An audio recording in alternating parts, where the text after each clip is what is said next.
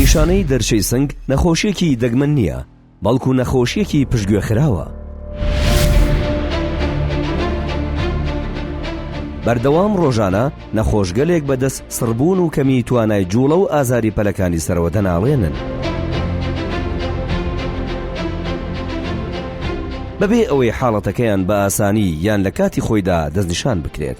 زۆر بە سادەیی هۆکارەکە بریتیە لەوەی حاڵەتەکە و نیشانەکانی دەچێتە چوارچەوەی سنووری تایبەتمەندی چەندین پسپۆڕی جیاواز. هەر ئەم هۆکارەش هەوێنی سازدانی سێهەمین لووتکەی جیهانی کۆنیشانەی دەرچەی سنگە. ئەم چالاکیە بە تەواوی تایبەت دەبێت بە کۆنیشانەی دەرچەی سنگ کە پزیشکانی پسپۆڕی بواری نەشتەرگەری، تیشک، کۆئەندامی دەمار، چارەسەری ئازار، چارەسەری سروشتی و توێژەران لە سەرانسەری جیهان کۆ دەکاتەوە. لەم چالاکیە زانستێدا سەرنج دەخەینە سەر دەستنیشانکردن و چارەسەری نەخۆشیەکە لە ڕێگەی بڕیاردانی پسپۆڕی و پێشکەوتوترین ئامڕازە پزیشکیەکان، نەک تەنها بە شێوەیەکی تیۆری بەڵکو بەکرداری دەچینە ناوەڕۆکی بابەتەکان. ئەمە دەرفەتێکی زێڕینە بۆ تۆی پزیشک، فێرخواز، توێژەر بۆ ئەوەی لەو پسپۆڕە نێودەوڵەتیانەوە فێر ببیت کە لە ئێستادا ڕۆڵی کارا دەگەڕن لە داڕشتنەوەی شێوازی دەستنیشانکردن و چارەسەرکردنی کۆنیشانەی دەرچەی سنگ. بەشداریکردن بە هەردوو شێوازی ئامادەبوونی ڕاستەوخۆ و ئۆنلاین بەردەستە، بۆیە لە هەر شوێنێک بیت دەتوانیت بەشدار بیت. ئەگەر تا ئێستا نەخۆشێکت بینیوە کە ئازارێکی نادیاری لە پەلەکانی سەرەوەیدا واتە دەستوشان هەبوو بێت، ئەگەر هەرگیز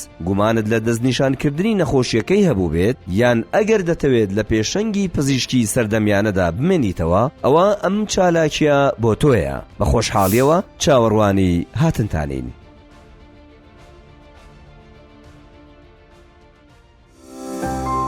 سێهەمین لووتکەی جیهانی کۆنیشانەی دەرچەی سنگ، گەورەترین ڕووداوی زانستی ساڵ.